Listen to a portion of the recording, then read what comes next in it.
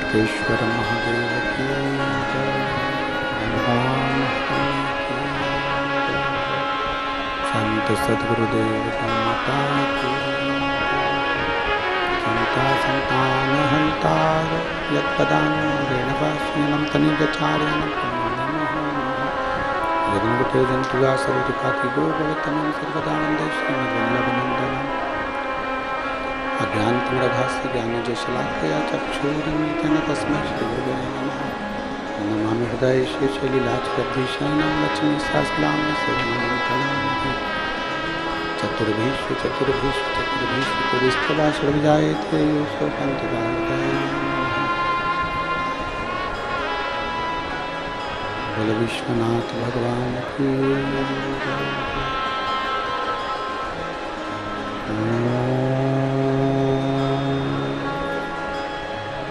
नमः शिवाय।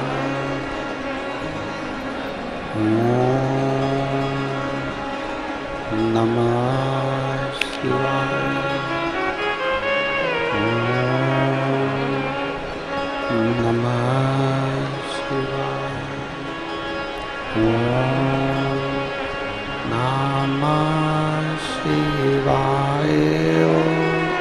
नमः शिवाय। नमः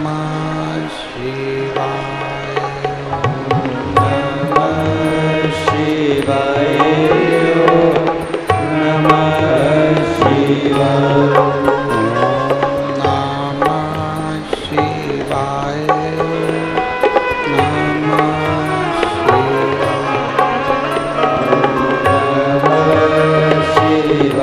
नमः शिवाय।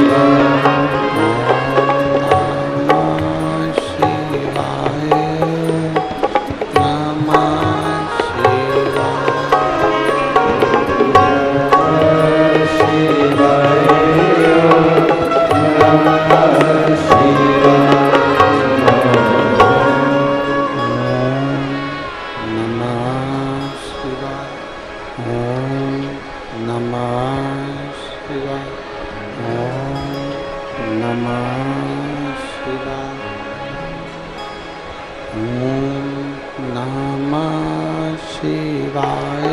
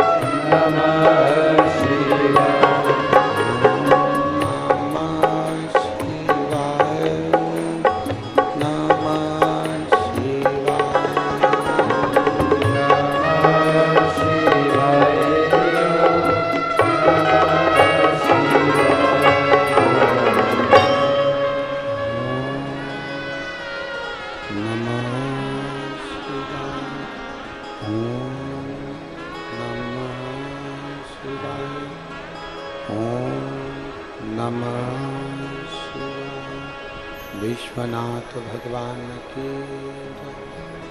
महाकालेश्वर भगवान की जय। ओंकारेश्वर भगवान की जय। हाटकेश्वर महादेव की जय। कुबेरेश्वर महादेव की जय। हर हर महादेव। हर हर महादेव। हर हर महादेव।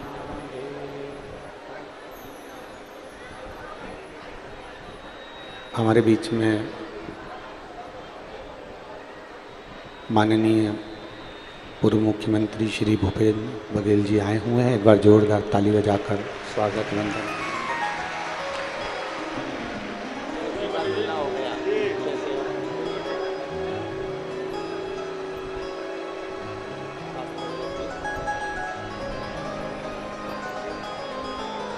भीषण गर्मी चल रहा है तो उसके बाद यहाँ फिर हमने नहीं दिए।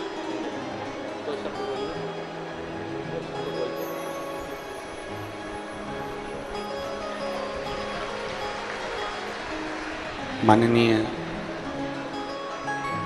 पूर्व मुख्यमंत्री श्री भूपेश बघेल जी से निवेदन करेंगे, आपके 2 शब्द संपूर्ण शिव भक्तों के लिए आप कहें।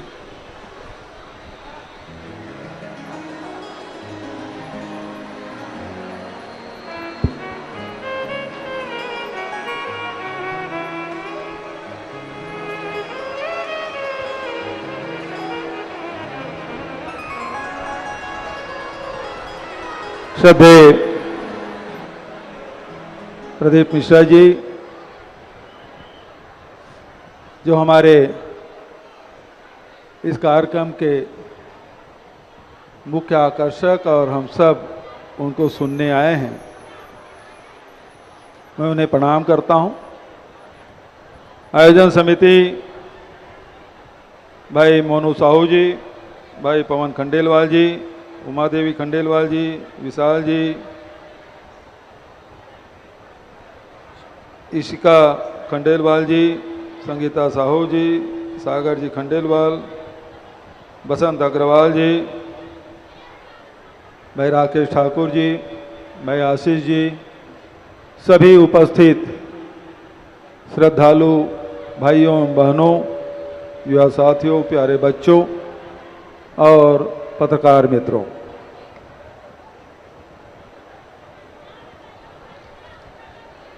पाटन क्षेत्र के अमलेश्वर नगर पालिका में भव्य आयोजन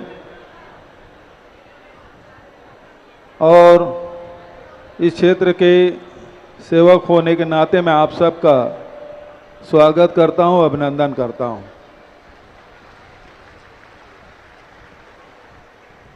नौतपा चल रहा है और सूर्यदेव पूरा प्रकोप धरती पे अपना बरसा रहा है। रिकॉर्ड तोड़ गर्मी है, कहीं 47 डिग्री है, कहीं 48 डिग्री है, 49 डिग्री है, 50 और 52 डिग्री टेम्परेचर देश के विभिन्न शहरों में हम लोगों को समाचार मिलता है। यहाँ भी 47 डिग्री टेम्परेचर से कम नहीं है। इतने तपीश के बाद, इतने भीषण गर्मी के बाद भी हजारों हजार के तादाद में रोज प्रतिदिन आप सबका आगमन होता है। भगवान शिव के प्रति जो अगाध श्रद्धा है वो इससे प्रदर्शित होता है, चाहे वो भीषण गर्मी हो, चाहे बरसात हो, कोई भी मौसम हो। भक्त भगवान के पास जाने से नहीं रोक सकता। और आज इस कार्यक्रम में देखने के बाद तो मैं यही कह सकता हूं कि आपकी अटूट श्रद्धा को मैं नमन करता हूं, प्रणाम करता हूं।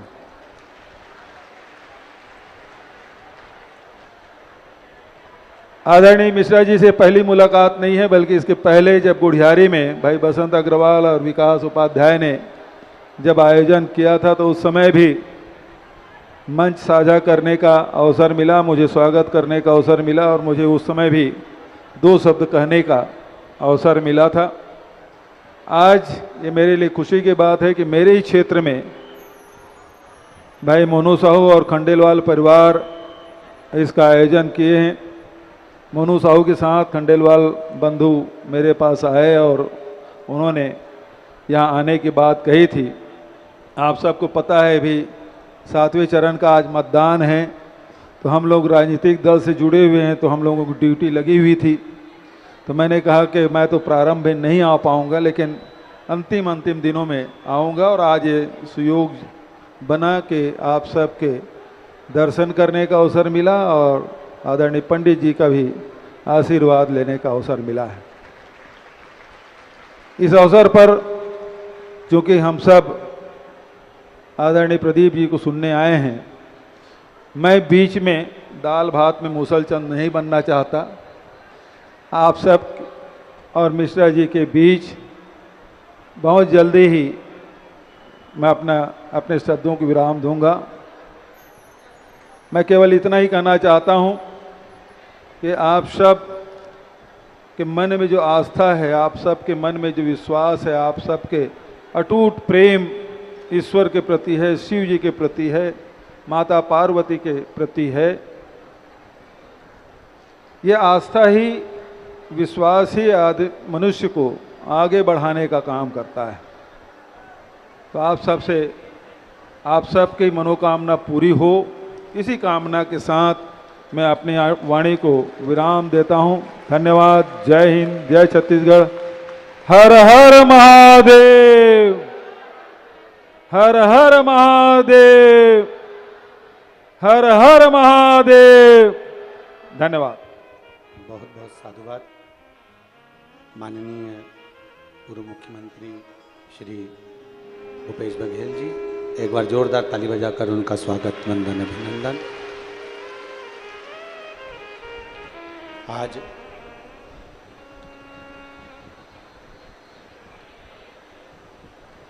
भगवान देवाधिदेव महादेव की पवित्र शिव महापुराण की कथा, जिसका छठा दिवस यहाँ प्रारंभ हो रहा है। कथा के मुख्य यजमान श्री पवन खंडेलवाल जी, श्रीमती उमा देवी खंडेलवाल जी, श्री विशाल खंडेलवाल जी, श्रीमती जूही खंडेलवाल जी, श्री खोमलाल साहू जी, श्रीमती दुलारी साहू जी, श्री मोनू साहू जी, श्रीमती संगीता साहू जी, श्री सागर खंडेलवाल जी, श्रीमती चेतना खंडेलवाल जी, सहयोगी श्री बसंत अग्रवाल जी। एक बार सभी यजमान परिवार के लिए जोरदार ताली बजाकर साधुवाद, वंदन, अभिनंदन।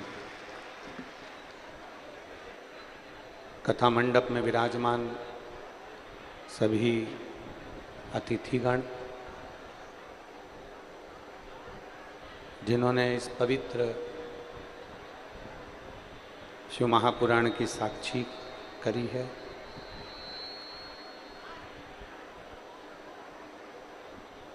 मानव जीवन और उस मनुष्य जीवन में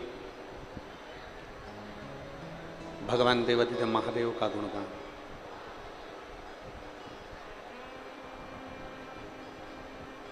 ये बड़ा कठिन है। हमने पहले भी कथा में कहा है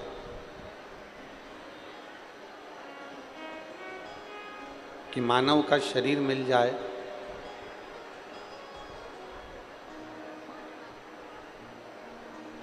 और मानव का शरीर मिलकर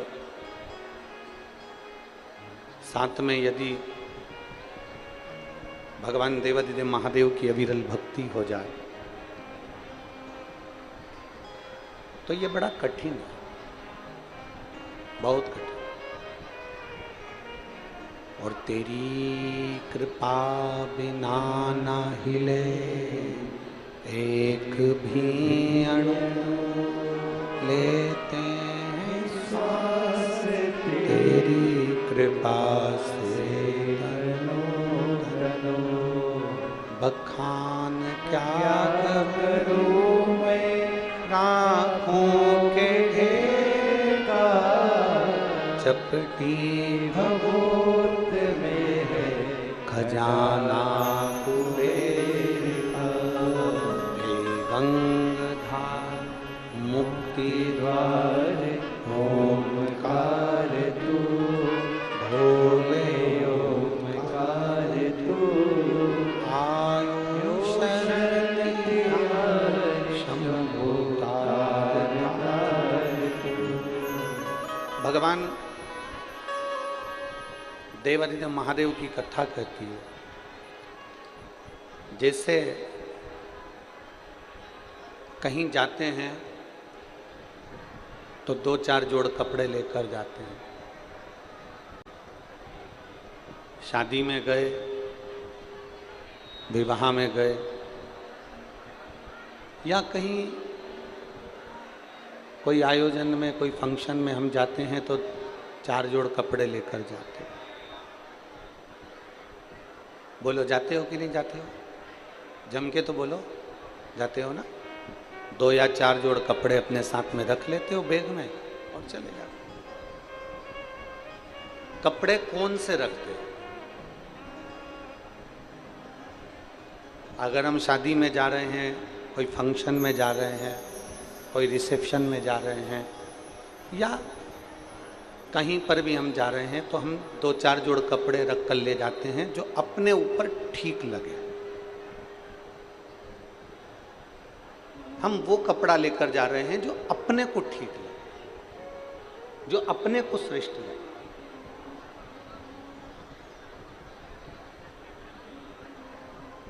शिव महापुराण की कथा भी ये कहती है कि हम कहीं जाते हैं तो 4 जोड़ कपड़े जो अपने तन पर ठीक लगे उनको लेकर जाते हैं।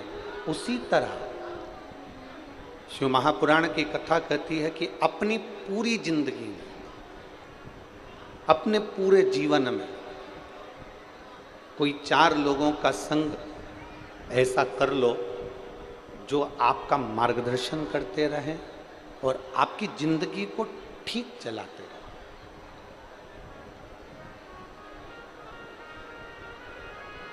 और उन 4 लोगों में सर्वश्रेष्ठ अगर कोई है तो 2 पूर्णता में श्रेष्ठ हैं, एक माता, दूसरा पिता।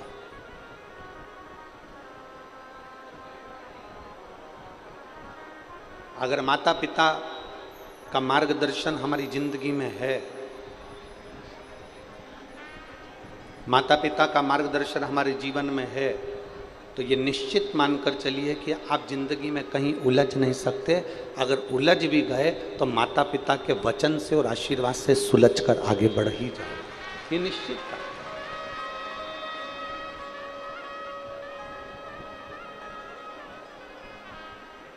एक मनुष्य का, इस मानव शरीर का प्रथम गुरु होती है उसकी माँ। दूसरे नंबर पर गुरु होता है उसका पिता। तीसरे नंबर पर उसका गुरु होता है उसका शिक्षक। और चौथे नंबर पर गुरु होता है सतगुरु। सतगुरु का नंबर आखिरी में आता है, सतगुरु का नंबर पहले नहीं आया।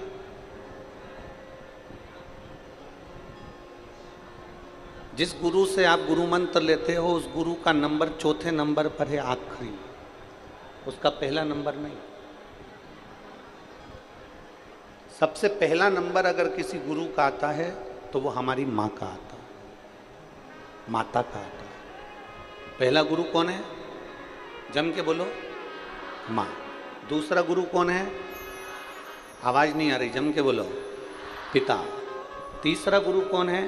शिक्षक, जिसने तुम्हें पढ़ाया, जिसने तुम्हें विद्याध्ययन कराया, तुम्हारी बुद्धि का विकास करा। तीसरे नंबर का गुरु है शिक्षक, और चौथे नंबर पर जो गुरु आता है वो होता है सतगुरु, आखिरी है। पर अभी जो वर्तमान की स्थिति देखी जा रही है, अभी जो वर्तमान का समय देखा जा रहा है, इस समय में लोग जो चौथे नंबर का गुरु है उसको पहले नंबर पर ले आए और जो पहले नंबर का गुरु है उसे चौथे नंबर पर पहुंचा दिया।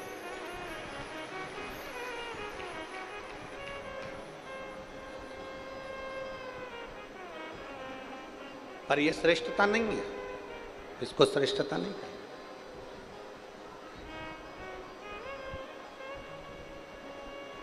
चौथे नंबर का गुरु है सतगुरु, और पहले नंबर का गुरु है हमारे घर में रहने वाली बुजुर्ग माँ। पहले नंबर का गुरु है हमारे घर की माता। आज दुनिया के लोगों ने चौथे नंबर के गुरु को पहले नंबर पर लिया है और पहले नंबर के गुरु को चौथे नंबर पर बिठा दिया। आज के जमाने में कोई गुरु आया तो उसको तो लड्डू खाने को मिल जाएगा, पेड़ा खाने को मिल जाएगा। कोई गुरु आया तो उसका तो बहुत सम्मान हो जाएगा, पर घर में जो पहले नंबर का गुरु है माँ और दूसरे नंबर का जो गुरु है पिता, उसका आदर नहीं हो पाता। पर शिव महापुराण की कथा में सबसे पहला आदर अगर किसी का बताया है तो वो अपने माता और पिता का बताया। श्री गणेश जी महाराज ने और श्री षडानंद कार्तिकेय जी ने अपने माता पिता के कहने पर पृथ्वी की परिक्रमा करना प्रारंभ किया। पृथ्वी की परिक्रमा कर रहे। भगवान श्री गणेश जी महाराज और षडानंद कार्तिकेय जब पृथ्वी की परिक्रमा करने के लिए जाते हैं तो षडानंद कार्तिकेय तो मोर पर बैठकर पूरी पृथ्वी का भ्रमण करते हैं, परिक्रमा करते हैं। षडानंद कार्तिकेय तो पृथ्वी की परिक्रमा करने के लिए मोर पर बैठकर जाते हैं और श्री गणेश जी महाराज मूसक पर बैठकर, चूहे पर बैठकर अपने माता पिता की परिक्रमा कर लेते हैं। अपने माता पिता की परिक्रमा कर रहे हैं।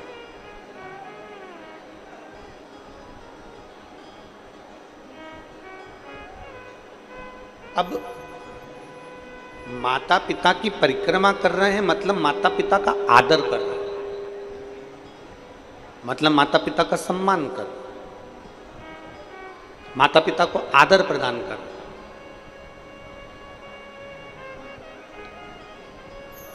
कार्तिकेय जी मोर पर बैठ कर गए, पूरे पृथ्वी की परिक्रमा कर कर आए और गणेश जी महाराज ने अपनी बुद्धि का परिचय दिया और अपने माता पिता की परिक्रमा कर।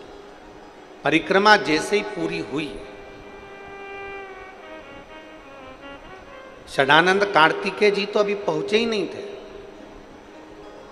और गणेश जी महाराज ने अपने माता पिता की परिक्रमा कर ली और परिक्रमा करते से ही भगवान शंकर जी ने उन्हें वर प्रदान कर दिया कि तू प्रथम गिनती में आए।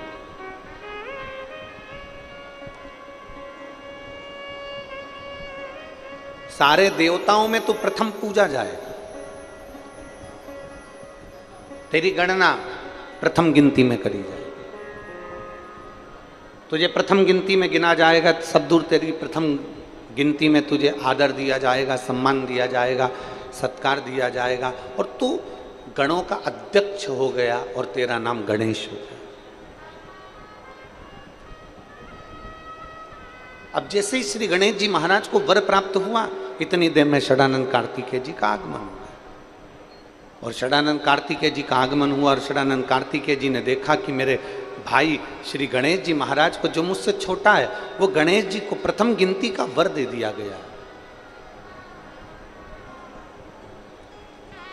प्रथम गिनती का वर उसको दे दिया गया। अब कार्तिकेय जी पृथ्वी की परिक्रमा कर कर जैसे ही आए, आते से ही अपनी मां के हृदय से लगकर रोने लगे। जरा शिव महापुराण का ये चरित्र अपनी जिंदगी में उतारिएगा। कई लोगों के मन में एक प्रश्न आता है कि शंकर जी की पूरी परिक्रमा क्यों नहीं होती, भगवान देवादिदेव महादेव की परिक्रमा क्यों नहीं लगाई जाती,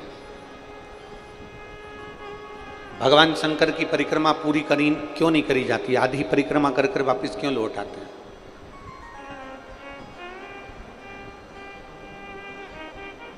कारण क्या है,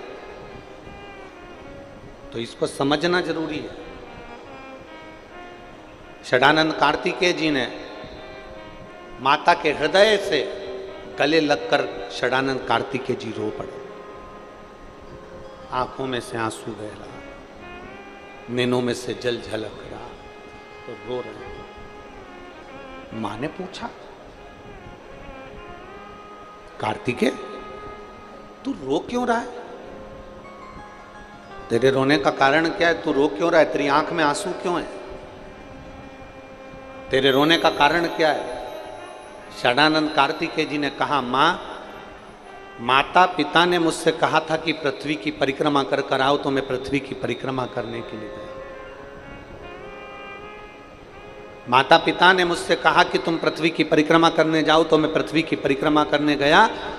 गणेश जी ने बुद्धि का परिचय दिया और आप दोनों को प्रसन्न कर कर आप दोनों की परिक्रमा कर कर आपसे वर प्राप्त कर लिया। मां, सत्य बताना। माता पिता ने यह नहीं कहा कि हमारी परिक्रमा करो, माता पिता ने तो पृथ्वी की परिक्रमा का कहा था, तो मैं पृथ्वी की परिक्रमा करने गया। गणेश जी महाराज ने पूरे ब्रह्मांड को अपने माता पिता में देखा। पूरे ब्रह्मांड को गणेश जी महाराज ने अपने माता पिता में देखा, इसलिए उन्होंने परिक्रमा कर ली। कार्तिकेय को रोता हुआ देखकर मां पार्वती जी के भी आंखों में जल झलक गए। षडानंद कार्तिकेय जी को रोता हुआ देखकर माता पार्वती जी की भी आंख में से आंसू बहने लगे। और मां जगत जननी जगदम्बा उठकर खड़ी हो गई। माता पार्वती जी उठकर खड़ी हो गई और पार्वती जी जैसे उठ के खड़ी हुई और खड़े होते से उन्होंने देवाधिदेव महादेव से कहा कि आपका यह निर्णय श्रेष्ठ नहीं लगा। पीछे की आवाज खोलिए, उधर साइड के पीछे की।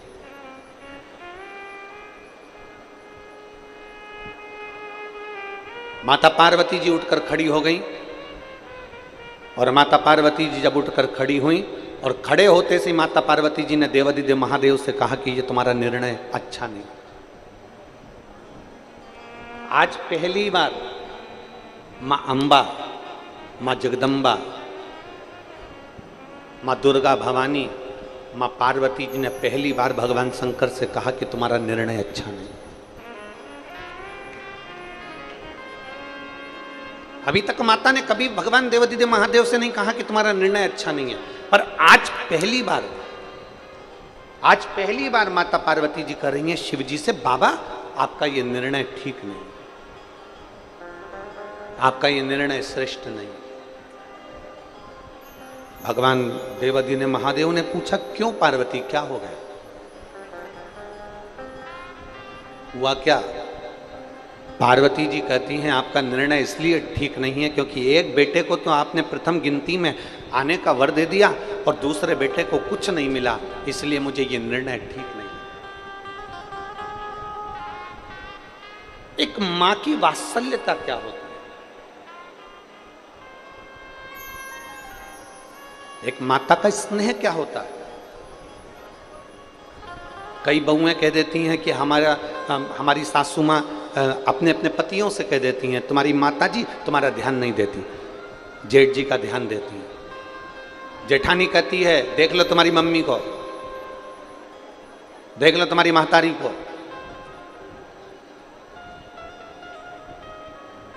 तुम्हारी मां तुम्हारे छोटे भाई का ध्यान देती है।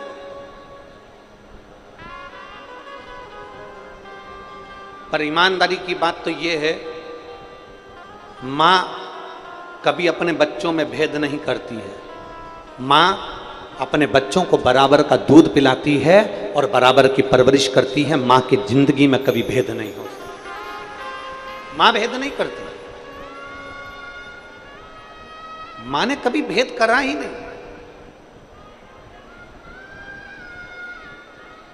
ये कथा शिव महापुराण की जो कथा कह रही है, पार्वती जी की आंखों में जल भर गया, माता पार्वती जी रो रही हैं, माता पार्वती के नैनों में अश्रु भरा गए, माता पार्वती जी की आंखों में से जल झलक रहा है और देवाधिदेव महादेव से कहती हैं, पार्वती जी आज आपका ये निर्णय मुझे स्वीकार नहीं है, आज आपका निर्णय अच्छा नहीं है, आपने जो निर्णय लिया ये मुझे ठीक नहीं लगा।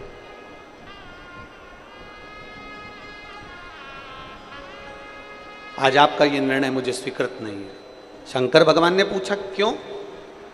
मेरे निर्णय में कमी क्या रह गई? मैंने तो जो निर्णय दिया सही निर्णय दिया, मैंने गणेश जी को प्रथम गिनती में दे दिया, और क्या चाहिए। पार्वती जी कहती हैं गणेश जी ने बुद्धि का परिचय दिया, पर तुम्हारे पुत्र षडानंद कार्तिकेय ने तो परिक्रमा लगाई है ना, षडानंद कार्तिकेय ने तो पूर्ण परिक्रमा करी है, तो उसको भी तो कोई वर मिलना था, उसको भी तो वर देना था।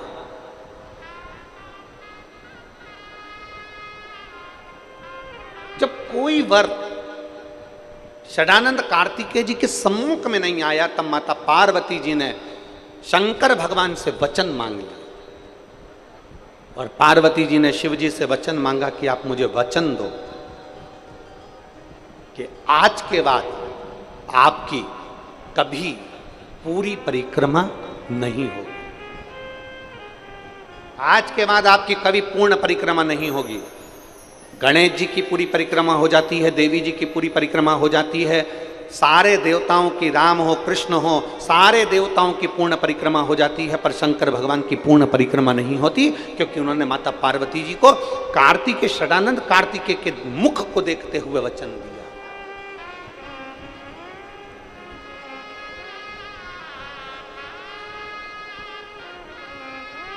प्रभु गणेश जी को तो आपने प्रथम गिनती में दे दिया, अब षडानंद कार्तिकेय को प्रथम गिनती में कैसे दोगे? ऐसा क्या करा शंकर भगवान ने कि षडानंद कार्तिकेय को भी प्रथम गिनती में दे दिया? तो कहा जो घर के अंदर पूजन में, स्मरण में, अनुष्ठान में, पाठ में, शुभ कार्य में, सारे अच्छे कार्य में अगर प्रथम गिनती में गणेश जी को गिना जाएगा, तो उसी प्रथम गिनती में जो कलश रखाएगा, उस कलश के ऊपर जो श्रीफल रखाएगा, वो श्रीफल भी षडानंद कार्तिकेय के भाव से ही प्रथम गिनती का मान्य होगा।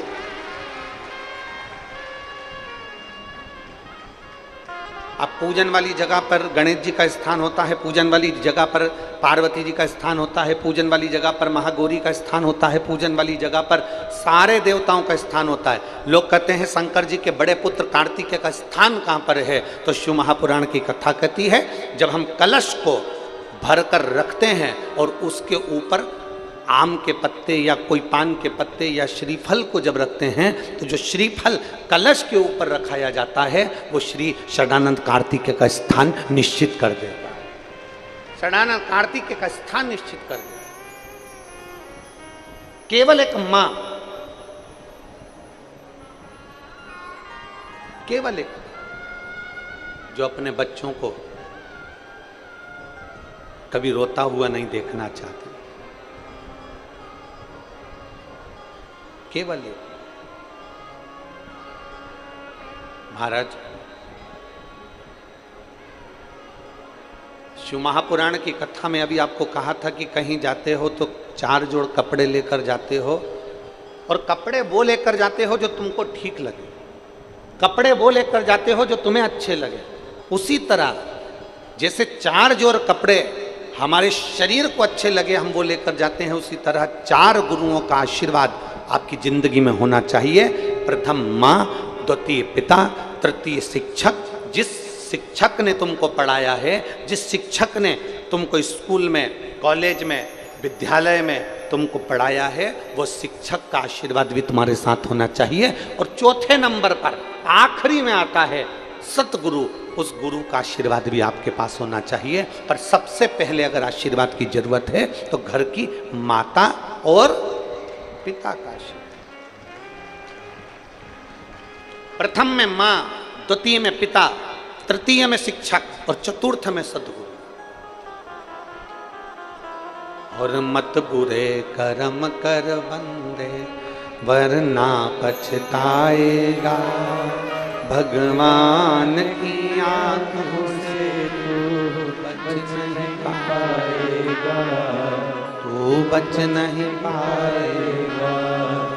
अरे ओ अज्ञानी मत करना नानी, अरे ओ अज्ञानी मत करना नानी।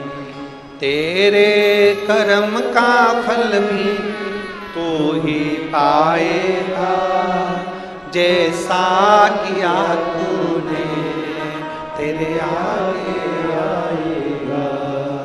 मत बुरे कर्म कर वरना पछताएगा। भगवान की आंखों से तू बच नहीं पाएगा, तू बच नहीं पाएगा। अपने कर्म के अनुकूल हमें फल दो, अपने कर्म के अनुकूल।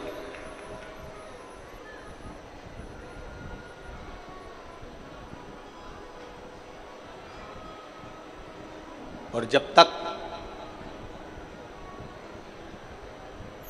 शिव महापुराण की कथा कहती है, षडानंद कार्तिकेय ने अपनी माता के कहने पर तारकासुर का संहार किया।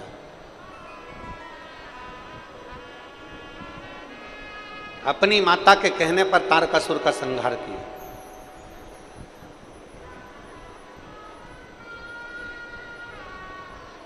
सबसे विचित्र असुर है तारकासुर। शायद दुनिया में ऐसा असुर नहीं हुआ, ऐसा राक्षस नहीं हुआ। सबसे विचित्र असुर है तारकासुर, सबसे विचित्र असुर।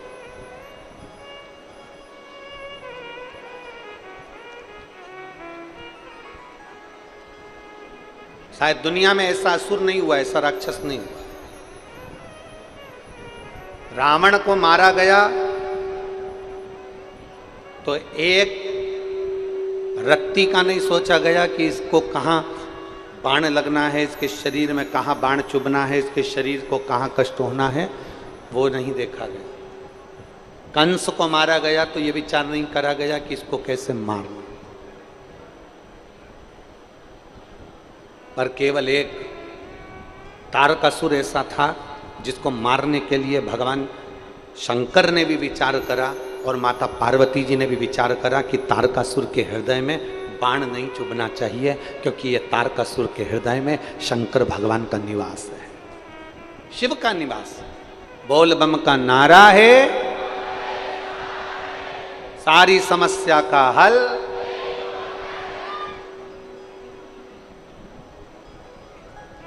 इसके हृदय में शिव बसा हुआ, इसके दिल में भगवान देवाधिदेव महादेव का निवास।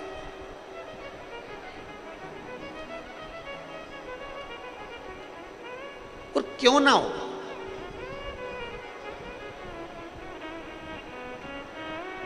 हमने एक बात कही थी, आप लोगों के स्मरण में है कि नहीं वो पता नहीं। कथा के पहले दिन एक बात कही थी, अच्छा कर्म करो चाहे बुरा कर्म करो, सत्य बोलो चाहे असत्य बोलो, भला कर रहे हो कि बुरा कर रहे हो, अच्छा कर्म कर रहे हो कि बेकार कर्म कर रहे हो, झूठ बोल रहे हो कि असत्य बोल रहे हो, सत्य बोल रहे हो कि असत्य बोल रहे हो। दुकान पर से भी व्यक्ति दुकान बंद कर कर घर पर आता है, बोलो जम के आता है कि नहीं आता है? अरे बोलो तो, आता है। सर्विस करने जाता है तो सर्विस कर कर वापिस अपने जम के बोलो जरा घर पर आता है। घूमने जाता है तो घूम कर व्यक्ति वापिस अपने घर पर आता है। व्यक्ति कहीं पर भी जाए, तीर्थ करने जाएगा तो भी अपने घर पर आएगा, घूमने जाएगा तो भी अपने घर पर आएगा, दुकान जाएगा तो भी अपने घर पर आएगा, कहीं सर्विस पर गया तो भी अपने घर पर आएगा। वो दुकान पर क्या कर रहा है, ऑफिस में क्या कर रहा है, घूमने गया तो क्या कर रहा है, पर आखिरी में आता अपने घर पर है। उसी तरह शिव महापुराण की कथा कहती है, अच्छा कर्म करो चाहे बेकार कर्म करो, सत्य बोलो चाहे असत्य बोलो, चाहे कैसी भी जिंदगी जियो, पर शिव महापुराण की कथा कहती है कि रोज मेरे भोलेनाथ के मंदिर जरूर जाया करो, क्योंकि व्यक्ति का वहां पाप आधा समाप्त हो जाता है।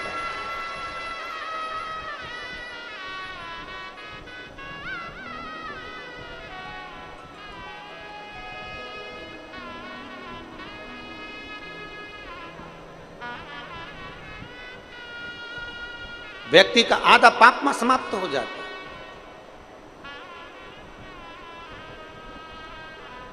कपड़ा रखने की पेटी होती है। आप लोगों क्या है कि नहीं, जरा हाथ उठाओ जरा। कपड़ा रखने की पेटी, सूटकेस, अटैची, पेटी, अरे बोलो तो जम के, सबके यहाँ है। कपड़ा रखने की पेटी होती है,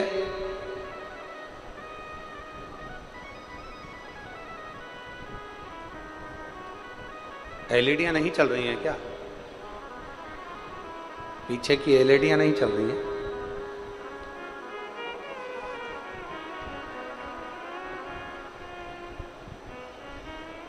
कपड़ा रखने की पेटी होती है,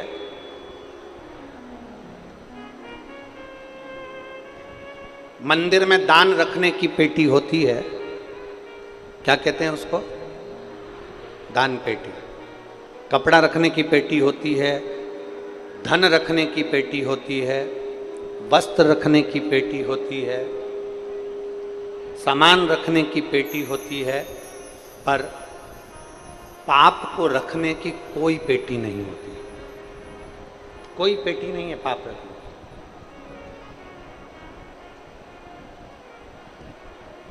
पाप को रखने की कोई पेटी नहीं है। बस इतना जरूर है कि मनुष्य से प्रतिदिन पाप होता है। ऐसा कोई संसार में नहीं जन्मा जिससे पाप ना हुआ, पाप ना हुआ। कल एक बहन का एक प्रश्न था, कथा पूरी हो गई थी तो हम उस प्रश्न का उत्तर नहीं दे पाए। वो प्रश्न आपका और हमारा सबका है। एक बहन ने प्रश्न किया था, गुरुजी आप कहते हो मंदिर में सफाई करो, आप कहते हो मंदिर में झाड़ू लगा लो, पोछा लगा लो, साफ कर दो, पर मंदिर में कोई मीठा चढ़ा जाता है तो थोड़ी छोटी छोटी चींटियां हो जाती हैं, चींटे हो जाते हैं मंदिर के अंदर, छोटे छोटे चीटा चीटी हो जाते हैं, और हम जब साफ करते हैं ना तो वो चीटा चीटी मर जाते हैं। ये केवल उस महिला का प्रश्न नहीं है, ये आप और हमारा सबका प्रश्न है।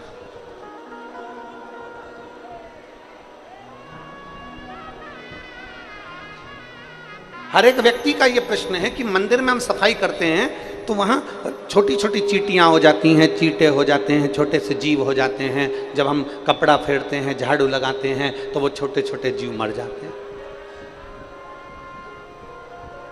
अब वो जीव मर गए, छोटे छोटे जीव समाप्त हो गए, तो उसका पाप तो हमारे माथे चढ़ेगा ना गुरुजी, हमारे माथे पर वो पाप तो चढ़ेगा। शिव महापुराण की कथा कहती है, भगवान देवादिदेव महादेव का चरित्र कहता है। आप मंदिर की सफाई कर रहे हैं, आप मंदिर की देखभाल कर रहे हैं, आप परमात्मा के चरणार विंद की देखभाल कर रहे हैं। उस समय पर आप परमात्मा के मंदिर को स्वच्छ कर रहे हैं, आप भगवान के मंदिर को स्वच्छ कर रहे हैं, और स्वच्छ करते समय इस शरीर के द्वारा भगवान के उस मंदिर में जो जीव निकल और ज्यादा मात्रा में हो तो शिव महापुराण की कथा कहती है थोड़ा सा पानी डाल दो, डालते से वो जीव एक और चले जाएंगे।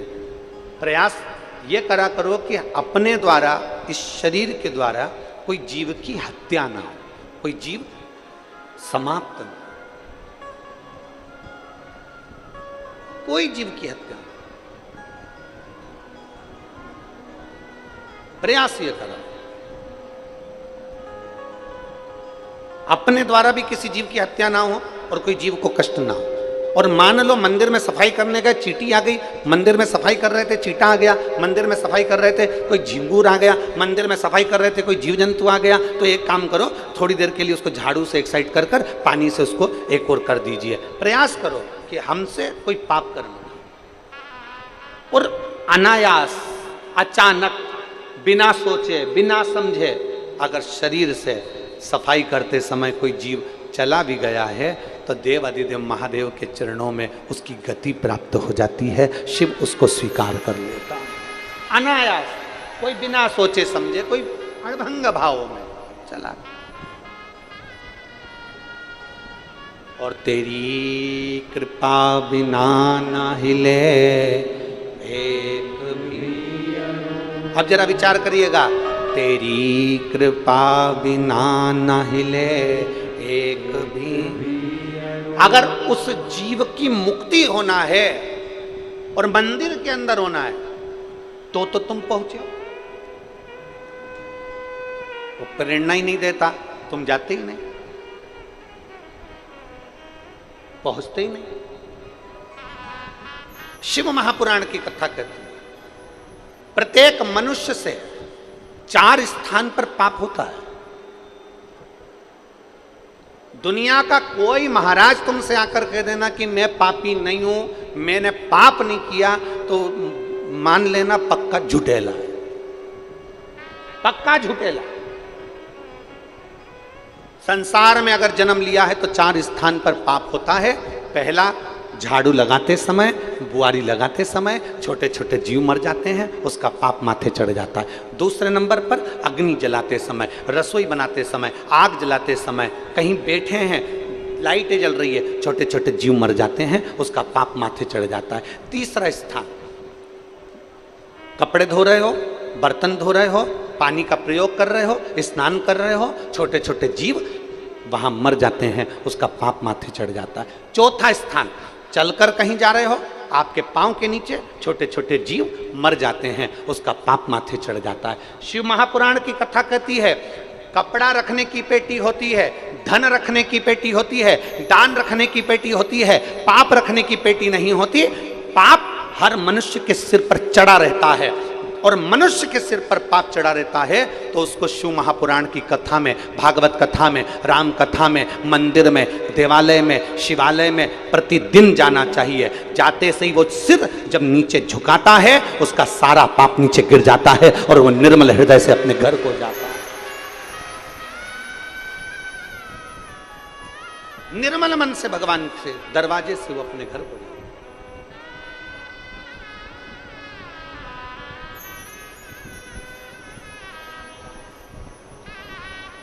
अभी माननीय बघेल जी कह रहे थे कि 46 डिग्री टेम्परेचर, और यहाँ खड़े होकर वो बोल रहे थे कि इतना जन सैलाब बड़ा कठिन काम है। ये शब्द हैं, बड़ा कठिन काम है, इतना जन सैलाब और 46 डिग्री टेम्परेचर। अब ईमानदारी से कहना मेरी जीजियों, अगर दोपहरी में कोई शादी भी कर लेना तो मेरी बहनें घर से नहीं निकलती हैं। कोई शादी की सालगिरह मना ले तो मेरी बहन घर से नहीं निकलती हैं। कोई बुलावा कर ले, कोई फंक्शन कर ले तो मेरी बहन 46 डिग्री टेम्परेचर में दिन में घर से नहीं निकलती है। और आज अपने घर से छाता लाकर, पानी की बोतल लेकर, खुद का खर्चा कर कर लाखों की संख्या में पूरे पंडालों में भक्त भरे पड़े। शायद मैं तो इतना जरूर कहूंगा कि आस्था चैनल के कैमरामैन के कैमरे में भी वो लेंस नहीं है जो यहाँ से पीछे तक और पीछे से दाएं बाएं जहां जहां लोग बैठे हैं उसको कैच कर सके। वो लेंस में भी इतना पावर नहीं होगा कि आखिरी छोर तक कैच कर ले। अब इतने भक्त, टेंट, और टेंट नहीं मिल रहा तो अपने घर की चादर, अपने घर की चादर, छाते सब साथ में लेकर। और एक बधाई आपको और दे दें, सोलापुर की जो कथा 6 तारीख वाली कैंसिल हुई थी, उसकी जगह 9 तारीख से 12 ज्योतिर्लिंग में से एक ज्योतिर्लिंग मां नर्मदा जी का घाट ओमकारेश्वर में शिव महापुराण की कथा होगी।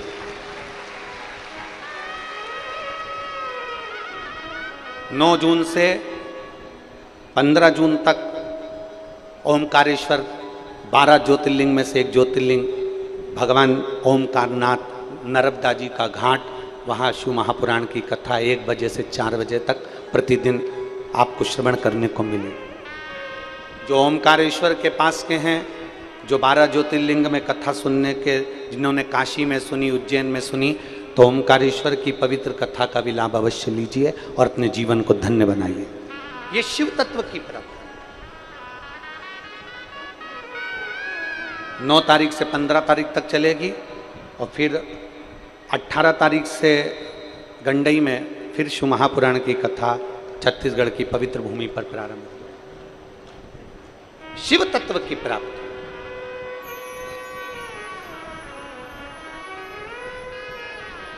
चार स्थान जहां व्यक्ति से पाप होता है। पहला, जम के बोलो, झाड़ू लगाते समय। दूसरा, आगी जलाते समय। तीसरा, बोलते जाओ, पानी, कपड़ा, बर्तन, स्नान करते समय।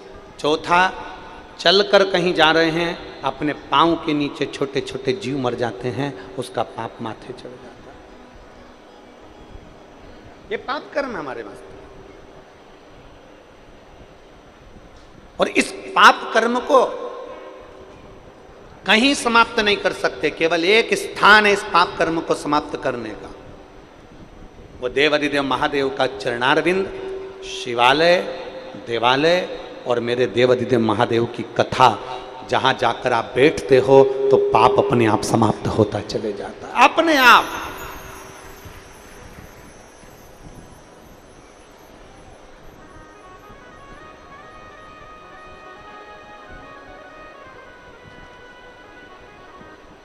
धीरे धीरे समाप्त होता है। एक पत्र है, देखिए।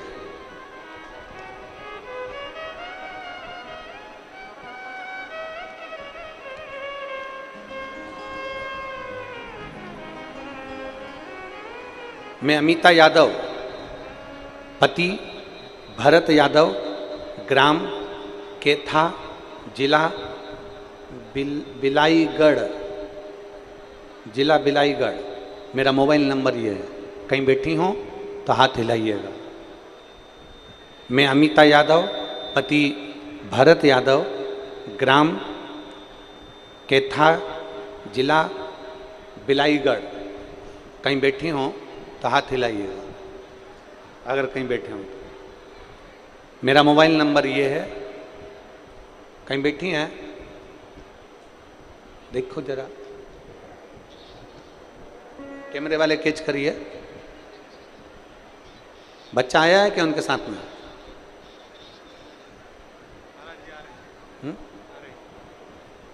बच्चा लाए हैं साथ में? अगर बच्चा लाई हैं तो ला सकती हैं, लेकर उसको व्यासपीठ पर आ सकती हैं। मैं अमिता यादव, पति भरत यादव, ग्राम केथा, जिला बिलाईगढ़। मोबाइल नंबर मेरा ये है। मेरी शादी को 21 साल हो गए थे और मुझे संतान का सुख नहीं था।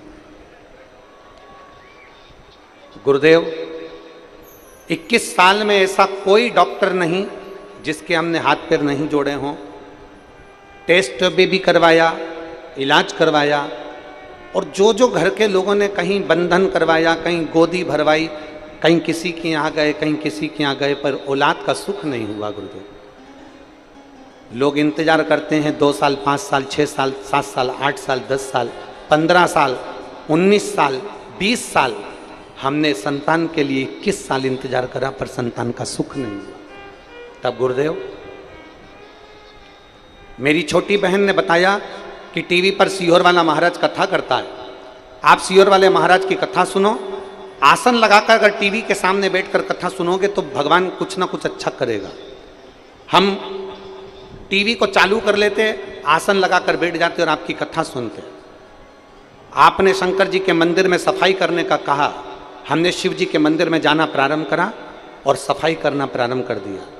लोग मेरे ऊपर हंसते कि औलाद तो इसकी है नहीं, घर में फ्री है, इसलिए मंदिर में झाड़ू पोछा करती रहती है।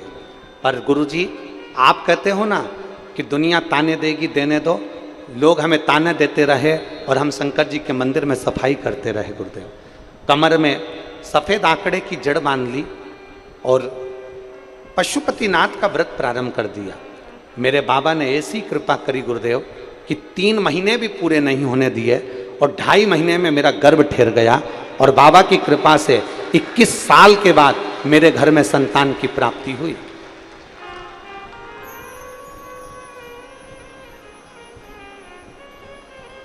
आपने सावन के महीने में कहा था ऑनलाइन अभिषेक कराया, उस अभिषेक को भी मैंने करा और बाबा की कृपा से बेलपत्री के वृक्ष के नीचे पूजन करी। आज शिव की कृपा से मेरे घर में संतान की प्राप्ति 21 साल के बाद हुई, जिसका फोटो मैं लगा रही हूँ और लेकर आई। फोटो भी आप लोग एलईडी पर और आस्था चैनल पर बच्चे का फोटो देख सकते हैं जो, और पत्र को भी देखिए, पत्र में उन्होंने लिखा 21 साल के बाद संतान का सुख प्राप्त हुआ है। 21 वर्ष। ये शिव तत्व है, ये शंभु, ये ओघड़ी, ये शंकर। और तेरी कृपा बिना न हिले एक भी अणु, लेते हैं श्वास तेरी कृपा से। बखान क्या करूं मैं राखों के ढेर का, चपटी भभूत में खजाना। एक विश्वास प्रबल करिए।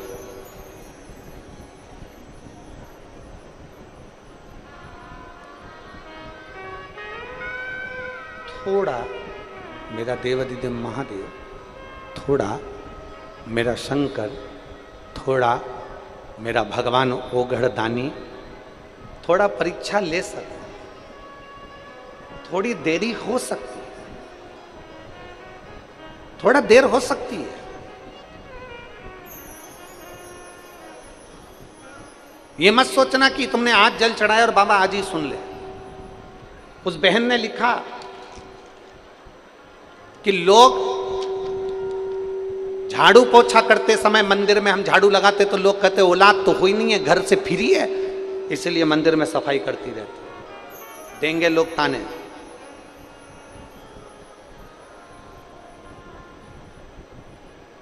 आज एक बात कहना चाहते हैं, बड़ी सावधानी से सुनिएगा।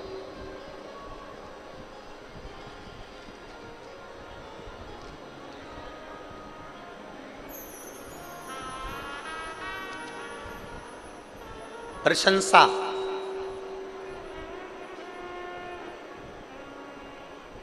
आपकी तारीफ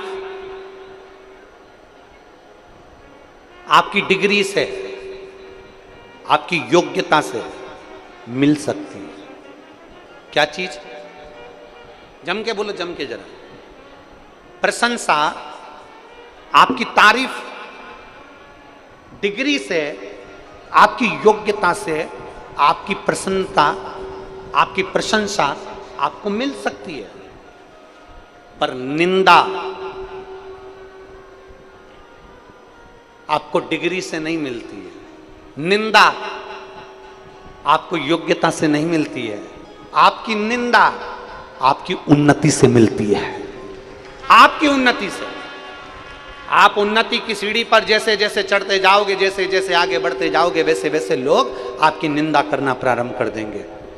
आपकी प्रशंसा, जैसे कोई आया तो प्रशंसा करी, साहब ये ऐसे हैं, फलाना है, ढिमका है, ये है, वो है, खूब प्रशंसा करी। ये आपकी डिग्री से मिली है, ये आपकी योग्यता से मिली है। पर निंदा आपकी योग्यता से नहीं मिलती है, निंदा आपकी डिग्री से नहीं मिलती है, निंदा आपकी उन्नति से मिलती है। जैसे जैसे उन्नति की सीढ़ी पर चढ़ते जाओगे, प्रशंसा कम मिलेगी और लोग टांग ज्यादा खींचेंगे, गालियां ज्यादा देंगे, अपशब्द ज्यादा कहेंगे, ताने ज्यादा कसेंगे और इतना आड़ा टेढ़ा कहेंगे कि आपको अंदर से तोड़ने का प्रयास करेंगे।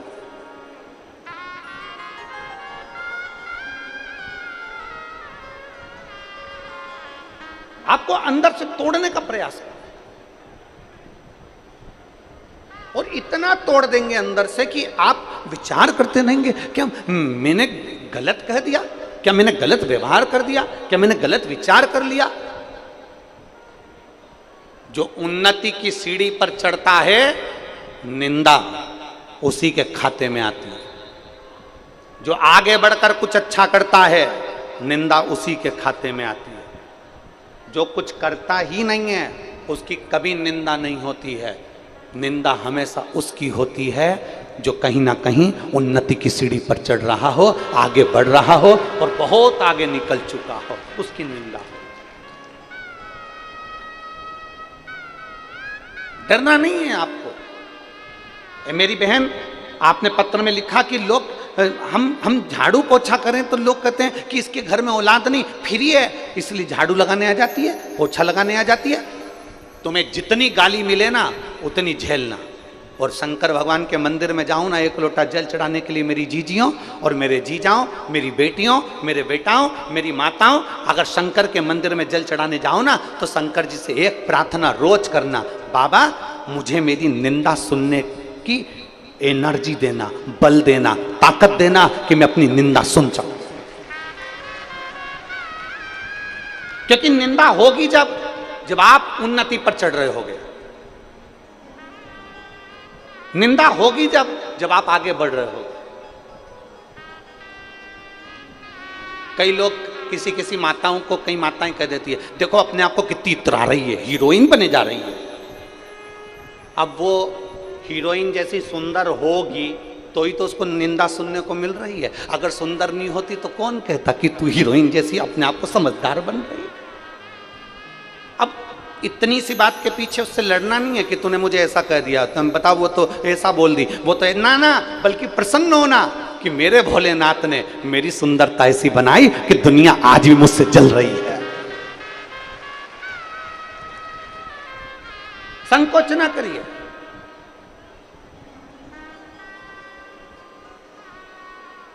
खेती पर काम कर रहे हो,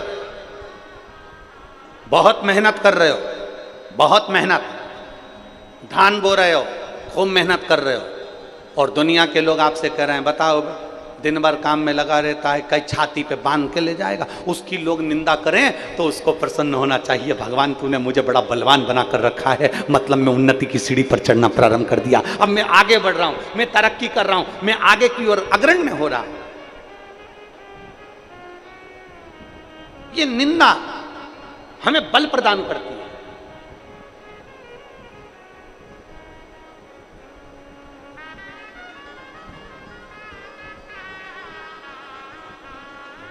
और हमने पहले भी कथा में कहा कि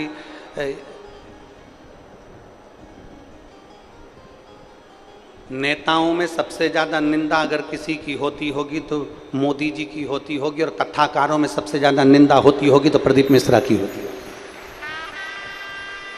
हम पहले भी कहे, सबसे ज्यादा निंदा अगर होती होगी ना तो जो उन्नति की सीढ़ी पर चढ़ रहा है, जो तरक्की कर रहा है, जो आगे बढ़ रहा है, बहुत कुछ करने के लिए तैयार, संपूर्ण विश्व को जो जोड़ने का काम करेगा, संपूर्ण भारत को मंदिर और देवालय शिवालय से अगर जोड़ने का काम करेगा तो लोग उसके ऊपर ताने भी देंगे, गाली भी देंगे, अपशब्द भी कहेंगे और उंगली भी उठाएंगे, और तैयार रहना है। और जितने शिव भक्त शंकर जी की कथा को सुन रहे हैं वो भी तैयार रहें। आप अगर रोज मंदिर जाओगे शंकर जी के, लोग आपको ताना देंगे, ये चल दी सती सावित्री। तुम रोज भगवान शंकर के मंदिर जल चढ़ाने जाओगे, लोग कहेंगे ये चल दी सियोर वाला महाराज की चेली। कानों में सरसों का तेल डाल के रखना, और जो जितना ज्यादा बोले उतनी जोरदार खजूर वाली चोटी बना के और बंठन के जाना, आग लगे बस्ती को, अपन रहो मस्ती में, उतना बंठन कर जा। जो जितना बोले ना, जितना पड़ोसन जितना बोले ना, ये देखो ये चल दी, ये तो दिन भर सियोर वाला महाराज, सियोर वाला महाराज, सियोर वाला महाराज, उसके सामने और मोबाइल चालू करके यूट्यूब पे ये और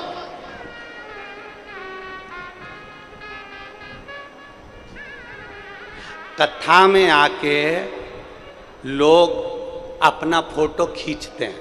बोलो जम के बोलो, अरे बोलो तो, खींचते हैं ना,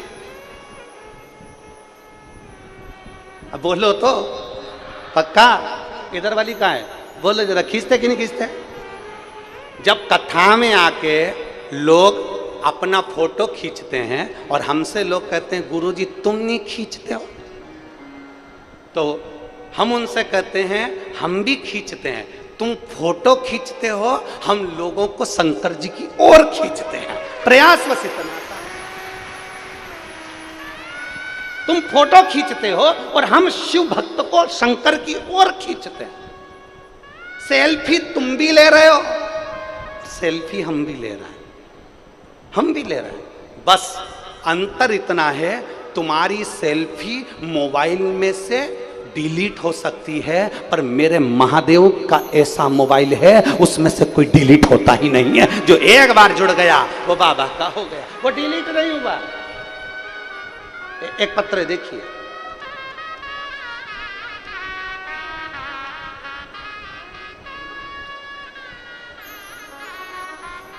राजेश्वरी यादव, पति श्री विष्णु प्रसाद यादव, नगर पालिका परिषद अमलेश्वर, तहसील पाटन, जिला दुर्ग की निवासी हूँ।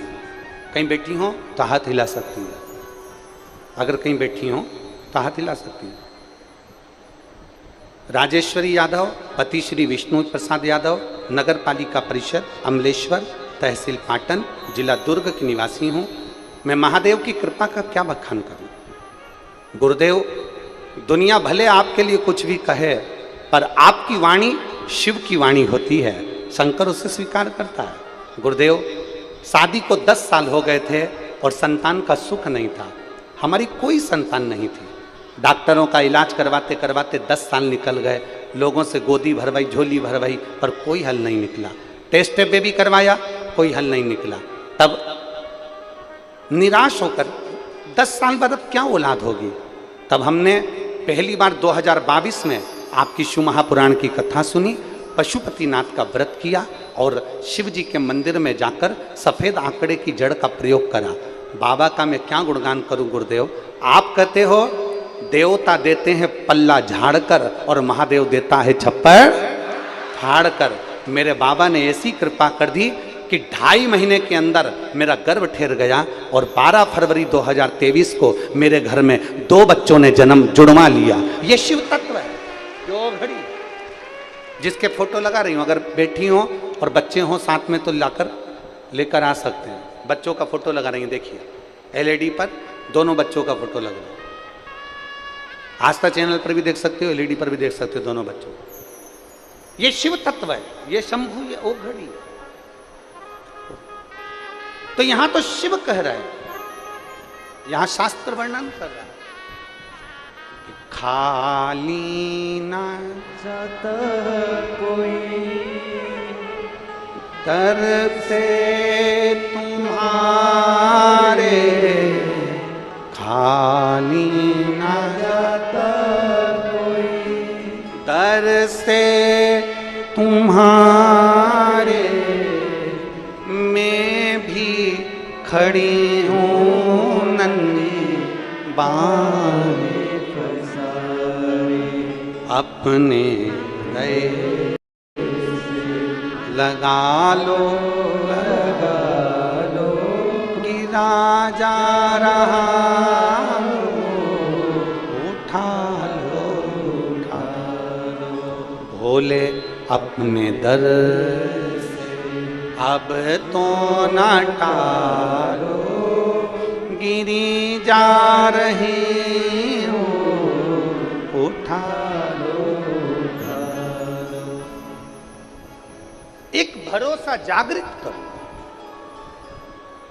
एक विश्वास जागृत करो, और भरोसा और विश्वास अगर पक्का है तो शिव मिलेगा जरूर।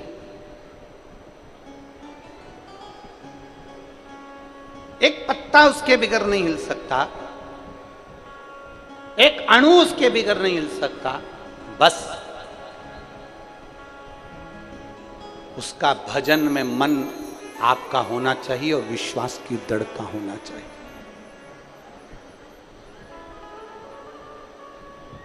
लोग पूछते हैं गुरुजी, शिव महापुराण का पंडाल में बैठने का आप कहते हो कि पंडाल में बैठकर कथा सुनो, शिव महापुराण के पंडाल में जाओ, रोज नहीं जा सकते तो कम से कम 7 दिन में 1 दिन जाओ, 7 दिन में पूरा 1 दिन नहीं जा सकते तो कम से कम आधा घंटा जाओ।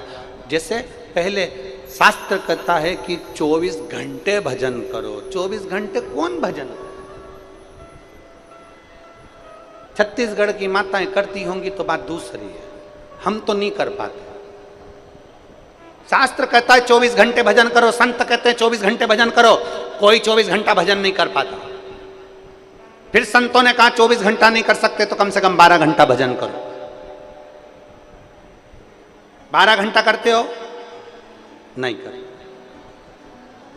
ये बात तो सत्य है, छत्तीसगढ़िया सब ले लो। एक बात तो है ये धान के कटोरे की, छत्तीसगढ़ की एक बात तो कहेंगे कि अगर ओरिजिनल छत्तीसगढ़िया है ना तो वो झूठ बोलता ही नहीं है, वो सत्य ही पर टिका रहता है।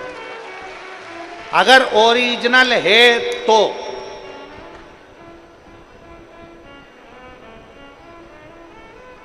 ओरिजिनल छत्तीसगढ़िया होगा ना, वो किसी को धोखा नहीं देता, वो किसी को लूटता नहीं है।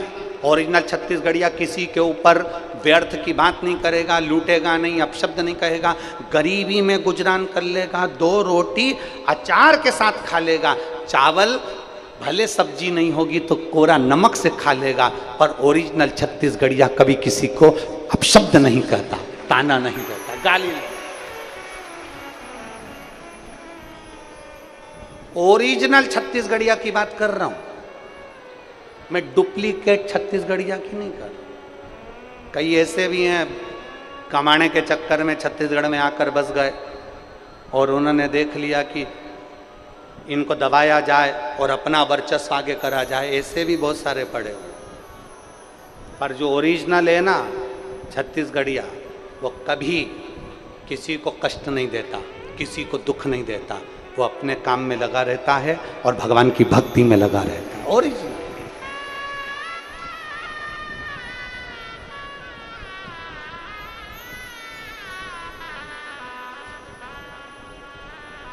श्रेष्ठ। अभी जैसे माताओं ने कहा, तुरंत जवाब तुरंत दे दिया मेरी माताओं ने, तुरंत।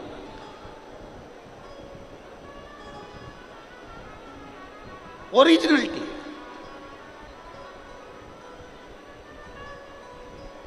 हमने पूछा 12 घंटे भजन करते हो क्या, आपने तुरंत कह दिया नहीं करते। मतलब सत्य है, यह होना चाहिए। अब संत कह रहे हैं 12 घंटे भजन नहीं कर सकते तो 6 घंटा करो,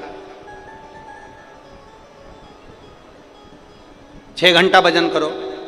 6 घंटा नहीं कर सकते तो 3 घंटा करो, 3 घंटा भजन नहीं कर सकते तो 1.5 घंटा करो, 1.5 घंटा नहीं कर सकते तो 15 मिनट करो, 15 मिनट भजन नहीं कर सकते 5 मिनट करो, 5 मिनट भजन नहीं कर सकते 1 मिनट करो, 1 मिनट भजन नहीं कर सकते तो चुल्लू भर पानी में डूब मरो।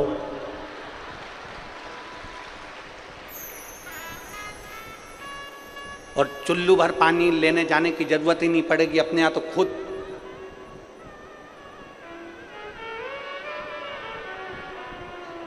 इतनी जोरदार नदी बह रही है, अपने यहाँ तो चुल्लू भर पानी में डूब मरो। अगर भगवान का भजन नहीं कर सकते, मनुष्य देह प्राप्त करने के बाद भी इस मानव शरीर को 3.5 करोड़ रोम छिद्र भगवान ने दिए हैं और 21,600 श्वास प्रतिदिन शरीर में से निकलती है।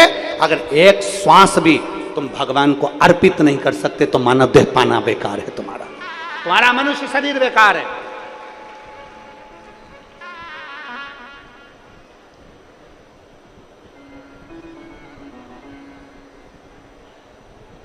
काया को पाके तुम कभी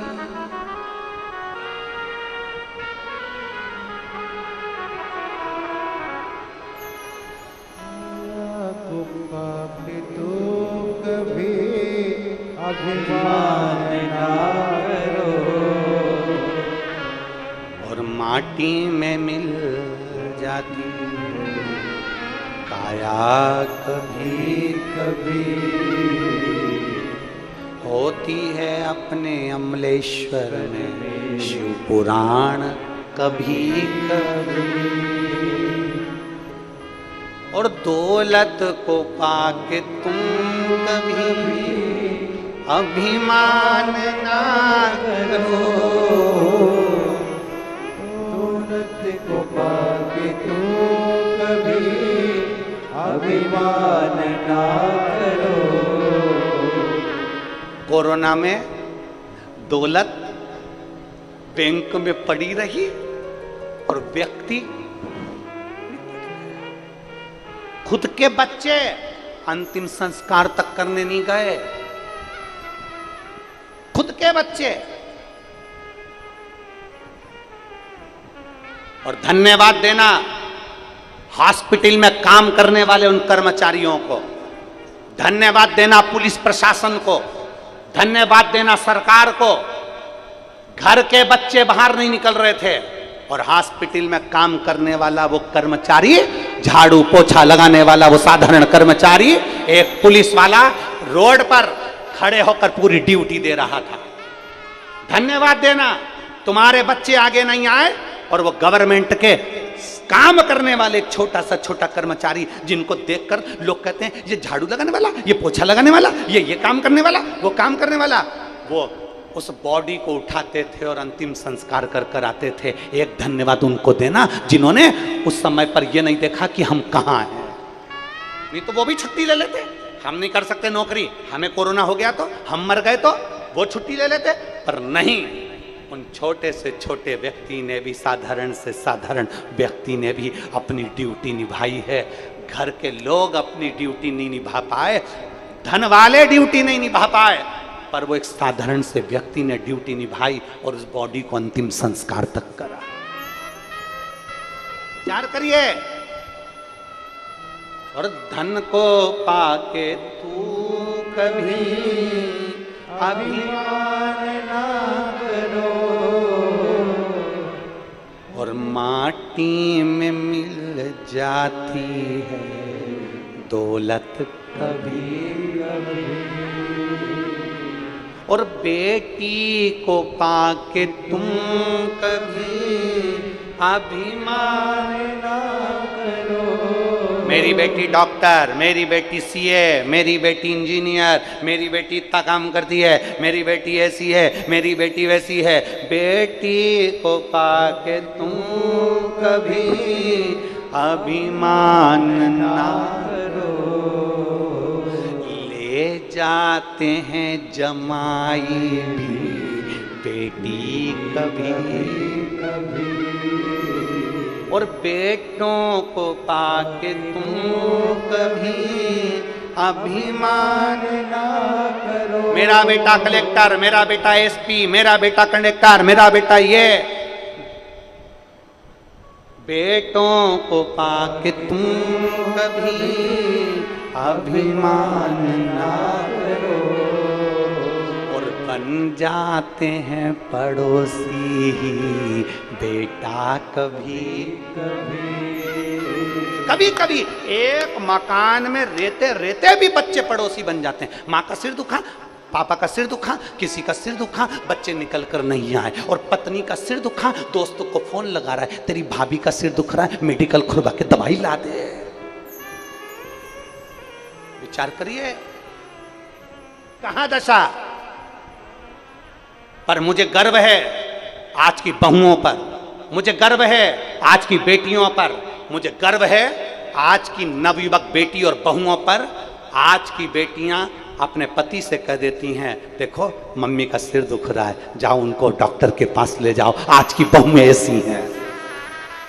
मुझे गर्व है आज की बहुओं पर, मुझे गर्व है आज की बेटियों पर, जो अपने पति को जगा करके थी, मम्मी का सिर दुख रहा है, जाओ, पापा का सिर दुख रहा है, जाओ। आज की बहुएं, आज की बेटियां, वो पुरानी बेटियां होंगी, पुरानी बहुएं होंगी जो कह देती होंगी कि मत जाओ, पर आज की बहू, आज की बेटी पर मुझे गर्व है।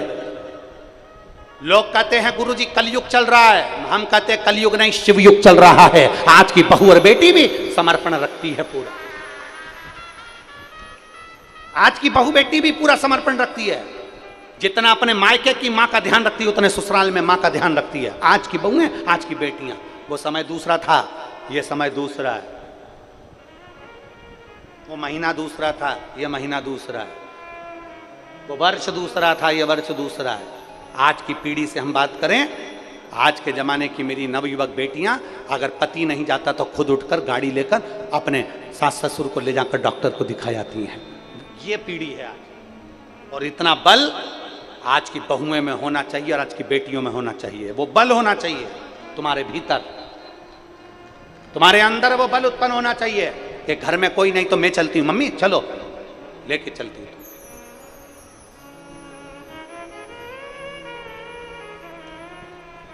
उतना बल अपने भीतर रखिए, उतना अपने भीतर।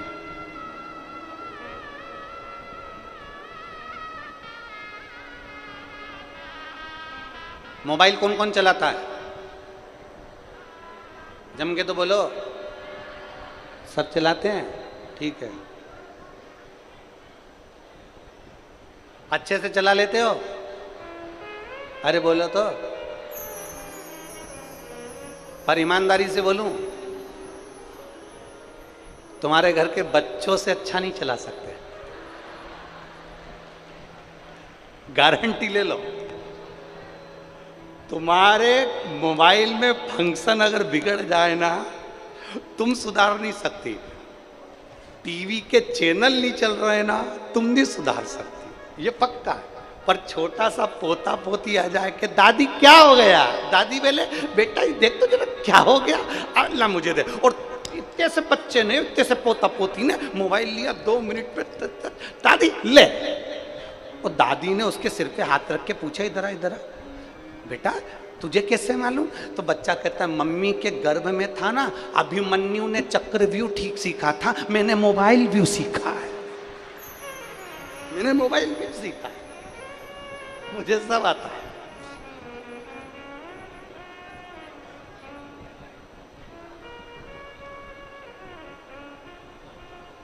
महाराज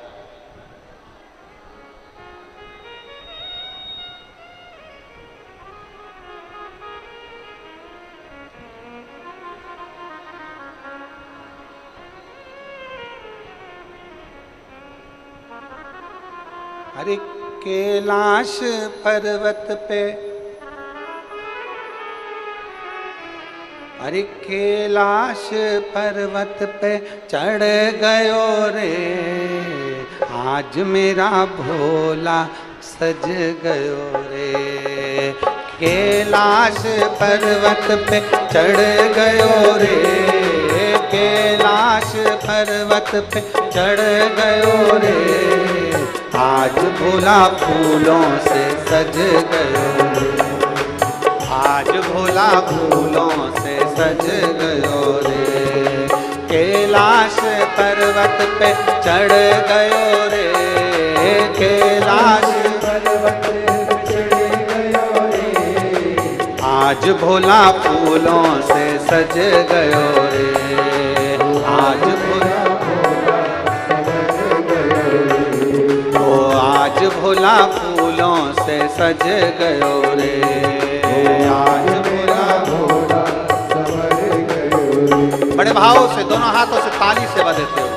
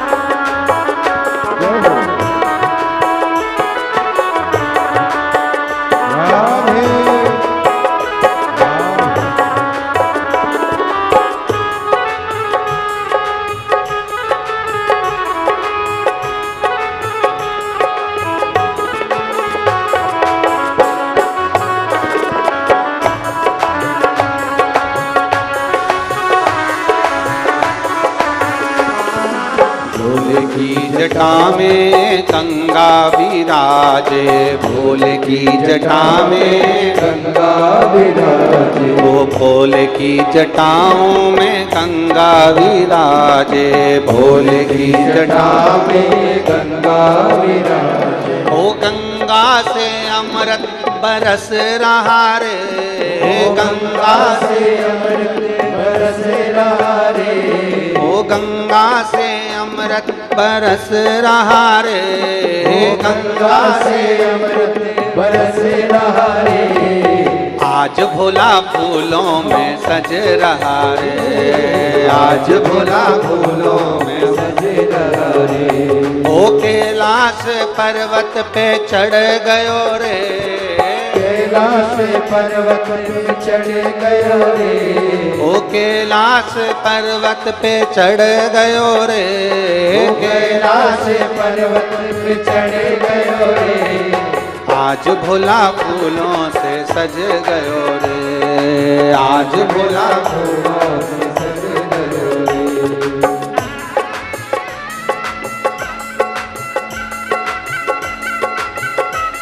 राधे।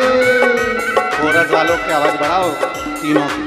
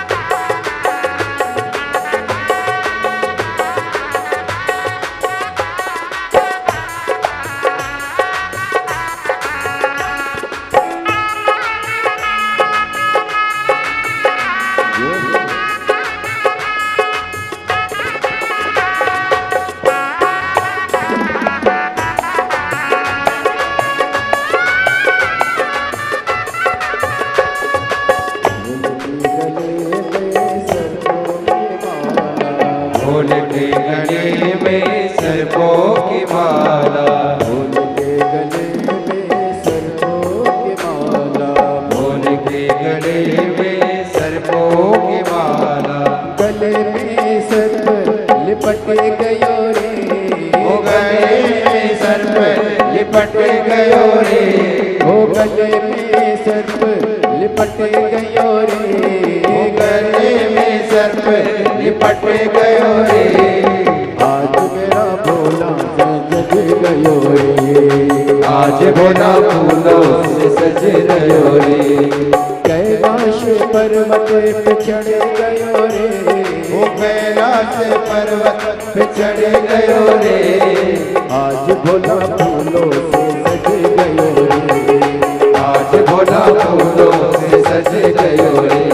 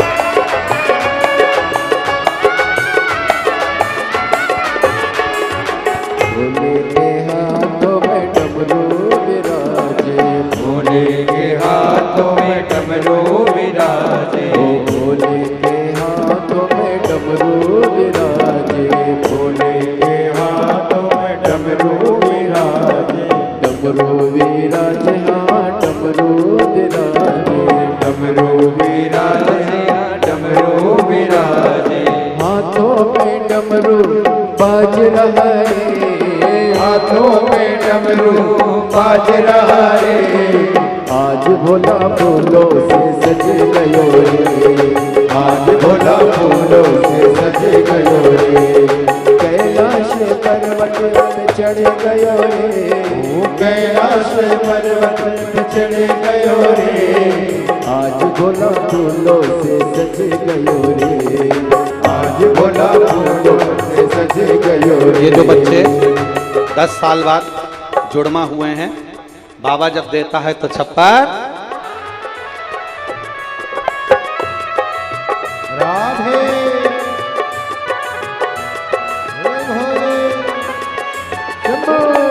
जोरदार ताली बजाकर दोनों बच्चों के लिए।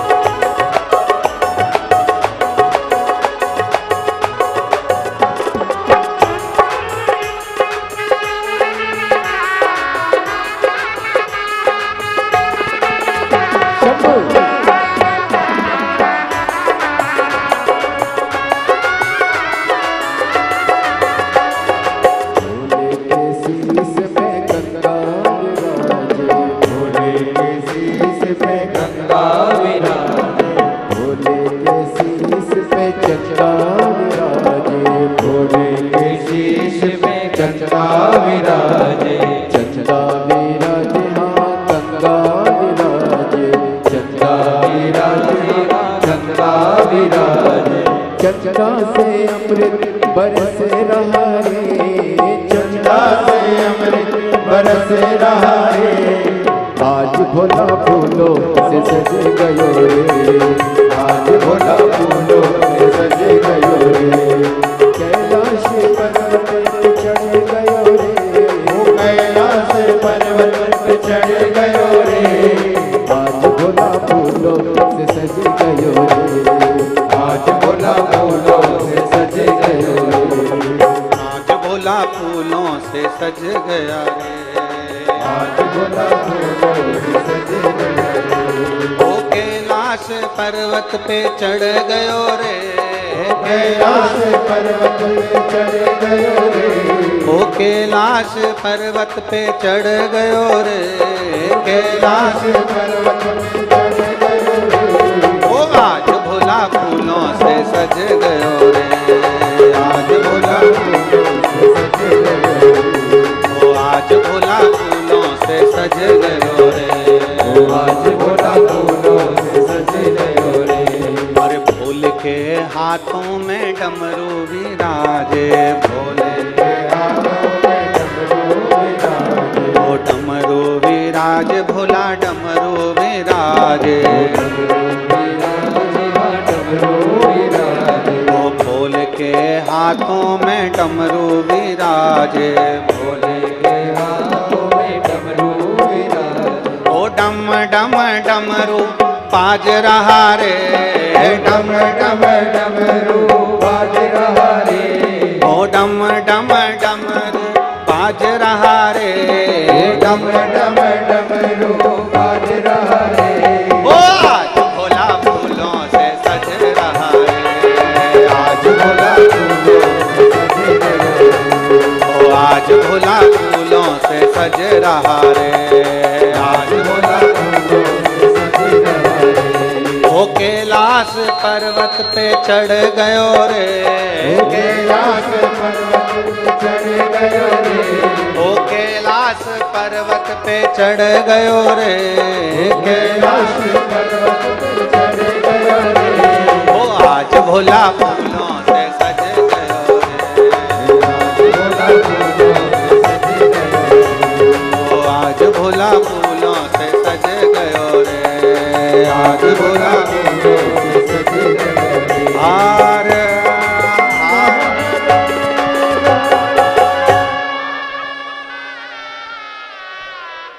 अपने स्थान पर बैठकर भगवान देवाधिदेव महादेव से बड़े भाव से आनंद से प्रार्थना करिए। भगवान शिव से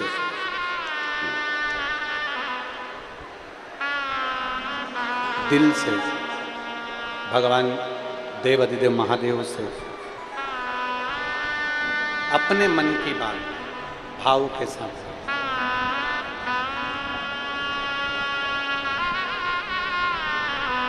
जहां जगह मिले वहां बैठ जाओ। धूप हो तो अपने पास के छाते लगा लो।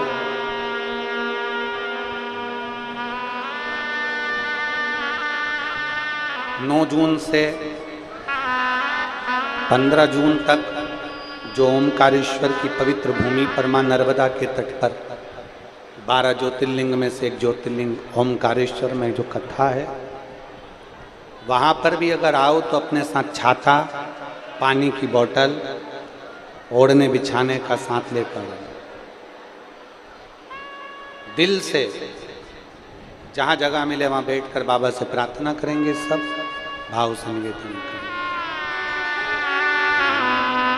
जिसको आता है साथ में बोलिएगा।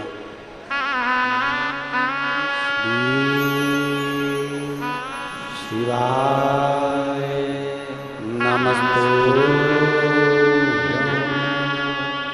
श्री शिवाय नमस्तु श्री शिवाय नमस्तु श्री शिवाय नमस्तु श्री शिवाय नमस्तु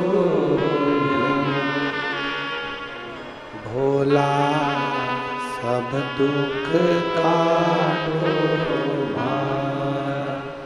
ओ भोला सब दुख काटो शिव शंकर जपूं तेरी माला भोले बाबा जपूं तेरी माला भोला सब दुख काटो ओ भोला सब दुख काटो वेश है मंगल मंगलकारी वेश है मंगल मंगलकारी शमशान वासी हमारा शमशान वासी हमारा ओ भोला सब दुख काटो ओ भोला सब दुख काटो। भगवान शिव की कथा कर, देवाधिदेव महादेव का चरित्र कर, भगवान शंकर का पावन चरित्र कर। तारकासुर एक ऐसा असुर है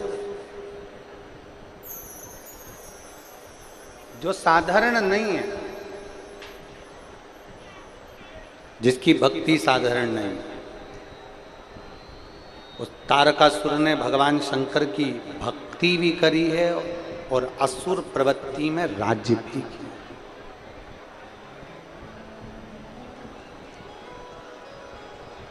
अच्छा एक बात देखिएगा, भगवान शंकर को कभी कैलाश पर डर नहीं लगा कि मेरा कैलाश कोई ले ले। कथा पर ध्यान देना। आज छठा दिन है। आज की रात्रि शिवरात्रि कहलाती है। 7 दिन की कथा। कल कथा का विराम हो जाएगा। सुबह 8 बजे से 11 बजे तक कथा हो जाएगी। टीवी पर 2 बजे से आएगी। आप सुन लें।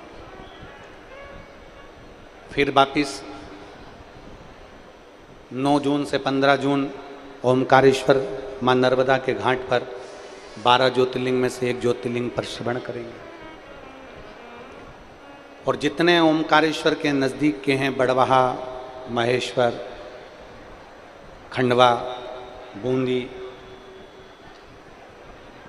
ममलेश्वर, जो भी आसपास के घाट के निवासी हैं, इंदौर, देवास, बागली, अगर बाबा ने आपको संपदा दी है, धन दिया है, तो अपना गुरु बनाकर आकर नर्मदा के तट पर जो इतने लाखों भक्त शिव महापुराण की कथा सुनने के लिए 9 जून को आ रहे हैं, अपनी अपनी तरफ से भंडारा चलाकर थोड़ा थोड़ा प्रसाद अवश्य सबको पवाएं, सबका मुख झूठा अवश्य कराएं। कोई पानी की व्यवस्था, कोई पोहे की व्यवस्था, कोई चाय की व्यवस्था ऐसी मां नर्मदा के घाट पर अवश्य करें, जिससे शिव भक्तों को भी उसका लाभ मिले और नर्मदा जी के घाट पर ओमकारेश्वर में किया गया पुण्य कोटि कोटि हजार गुना हो। भगवान शिव की कथा करें।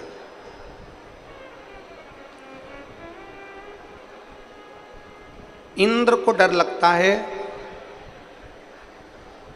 कि मेरी कुर्सी ना चले जाए।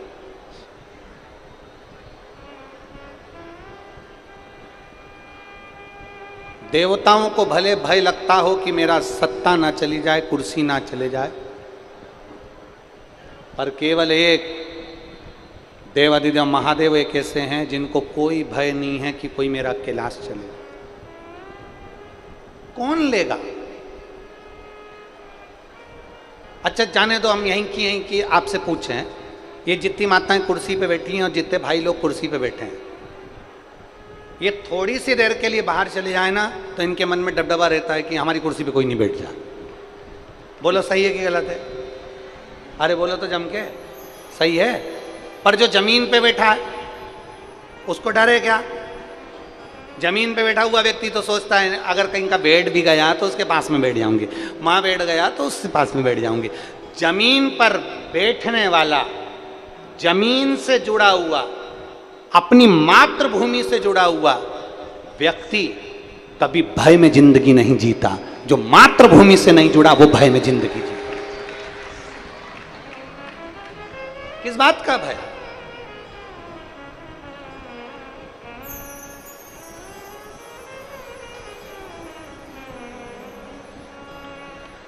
अगर जमीन पर हो तो भय क्या?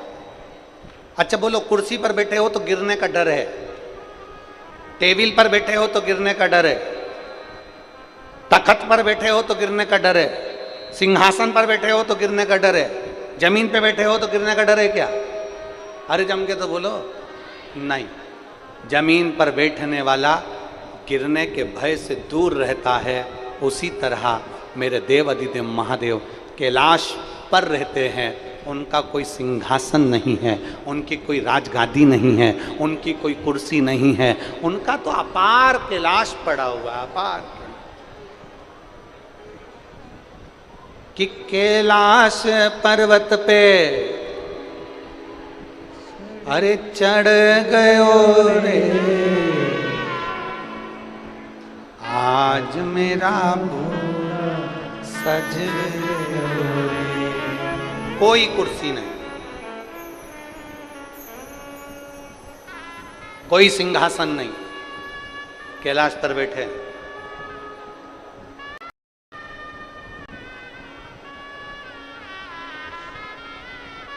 फिर वही वाली बात आ गई, चोर की नजर तुम्हारी गले की चैन पर रहती है, लुच्चे की नजर तुम्हारी सुंदरता पर रहती है, और भोले बाबा की नजर अपने भक्त पर रहती है। वो जानता है।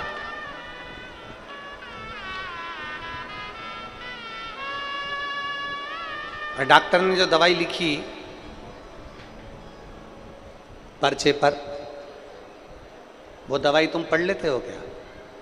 अरे बोलो तो जम के। पर मेडिकल वाला पढ़ लेता है। अरे बोलो तो जम के, बोलो जरा। मेडिकल वाला दवाइयां पढ़ लेता है, डॉक्टर ने जो लिखा वो। मेडिकल वाला दवाइयां पढ़ लेता है, डॉक्टर ने लिखा वो, और मेरा भोले बाबा तन्हाइयां पढ़ लेता है, जो विधाता ने लिखा वो। मेरा भोले ये पढ़ता है कि ये रोज मेरे दरवाजे पर आती है, एक लोटा जल चढ़ाती है, मेरे मंदिर में आती है, रोज एक लोटा जल समर्पित करती है, दुखी है अंदर से, भले मुस्कुराती है पर अंदर इसके दुख है, अंदर दुख है। डॉक्टर भी अगर चेक करता है तो हाथ पकड़कर चेक करता है, और मेरे भोलेनाथ पर जब आप एक लोटा जल चढ़ाते हो तो ये हाथ तुम्हारा